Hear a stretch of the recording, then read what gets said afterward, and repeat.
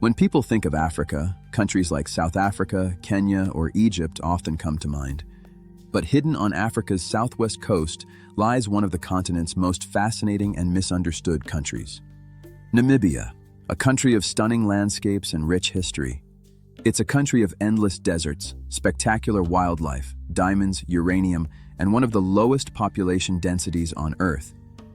But behind the breathtaking scenery lies a history of colonialism, genocide, independence, remarkable stability, and challenges that still shape the country today. In this documentary, we're going beyond the tourist brochures. We'll explore the history, the politics, the economy, what it's really like to visit, what you should be careful about, and the hidden realities that most visitors never hear. Let's begin. Chapter 1. Where is Namibia? Namibia sits on the southwest coast of Africa. It borders Angola, Zambia, Botswana, South Africa, and the Atlantic Ocean. Its size surprises many people. At over 825,000 square kilometers, Namibia is more than twice the size of Germany. Yet only about 3 million people live there. That makes it one of the least densely populated countries on Earth. The capital is Windhoek, located almost in the center of the country. English is the official language, although Afrikaans, German, Oshiwambo, Damara, Herero, and several indigenous languages are widely spoken. Chapter 2. Before the Europeans. For thousands of years, Namibia was home to hunter-gatherers, pastoralists, and farming communities. Among the oldest inhabitants are the San, whose ancestors have lived in southern Africa for tens of thousands of years. Later came the Nama, Damara, Herero, and Ovambo peoples. Trade routes connected communities long before Europeans arrived. Chapter 3. German Southwest Africa. Everything changed in 1884. Germany declared the territory a colony. Railroads were built, ports expanded, mining began, European settlers established farms. But colonial expansion also brought conflict over land and livestock. Chapter 4. One of the first genocides of the 20th century. Between 1904 and 1908, German colonial forces brutally suppressed uprisings. Many historians consider these events the first genocide of the 20th century. Large numbers of Herero and Nama were killed through warfare, forced displacement, starvation, and confinement in harsh camps. The legacy of those events remains an important part of Namibia's national memory and continues to influence discussions about historical justice and reparations. Chapter 5. South African Rule. After Germany's defeat in WWI, South Africa took control under a League of Nations mandate. Over time, South Africa administered Namibia in ways that increasingly resembled apartheid. Many black Namibians faced political exclusion, land inequality, and restrictions on movement and opportunity. Chapter 6. The Independence Struggle. The principal liberation movement was SWAPO. Resistance grew. Beginning in the 1960s, SWAPO fought a long independence struggle against South African rule. The conflict became intertwined with the Cold War. Neighboring Angola became a major battleground.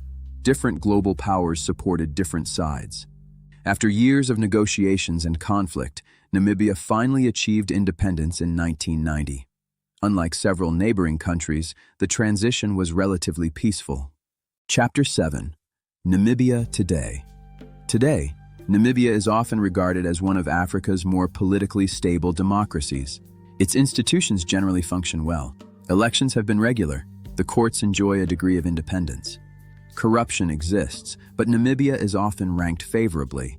It still faces unemployment, inequality, and pressures to diversify. Chapter 8. The Economy. Namibia's economy rests on several pillars. Mining is one of the largest. The country produces diamonds, uranium, zinc, copper, and other minerals.